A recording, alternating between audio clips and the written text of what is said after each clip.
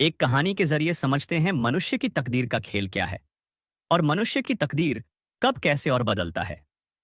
गांव के बाहर पहाड़ियों के किनारे बसा एक छोटा सा घर था जहां रामू नाम का एक गरीब किसान रहता था।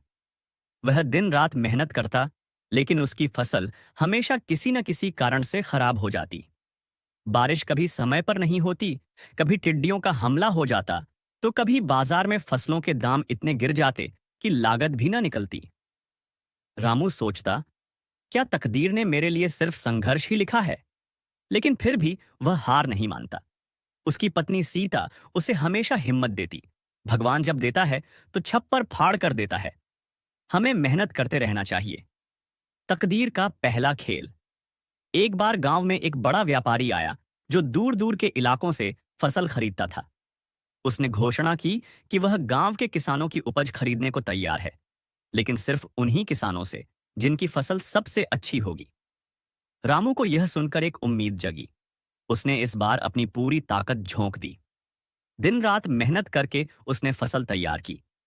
जब व्यापारी गांव में आया तो उसने सबसे अच्छी फसल चुनी और रामू की फसल भी उसमें शामिल थी। लेकिन तकदीर को कुछ और ही मंजूर था। व्यापारी के सहायकों ने गलती से रामू की फसल को खराब फसल के ढेर में डाल दिया। जब रामू ने देखा कि उसकी मेहनत बेकार चली गई, तो उसकी आंखों में आंसू आ गए। वह दुखी होकर अपने घर लौटा। उसकी पत्नी ने कहा, शायद भगवान ने इससे भी बड़ा कुछ सोच रखा हो।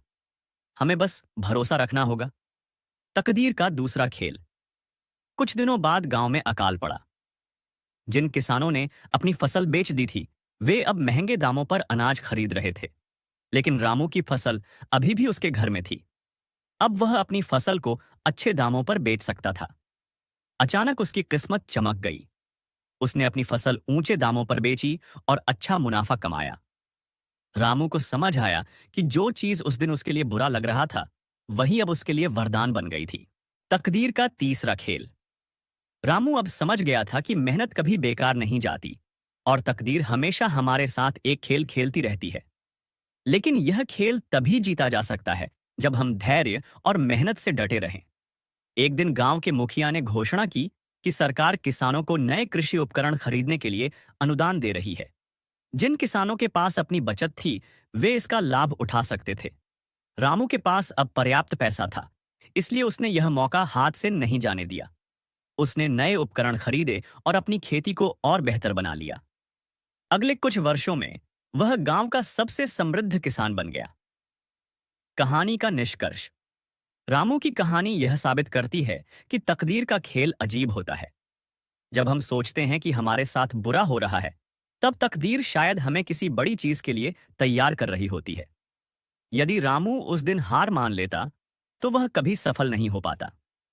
इसलिए हमें हर परिस्थिति में मेहनत और धैर्य बनाए रखना चाहिए, क्योंकि तकदीर उन्हीं का साथ देती है जो कभी हार नहीं मानते। ऐसी और भी मोटिवेशनल स्टोरी के लिए चैनल को सब्सक्राइब एंड वीडियो को लाइक करें।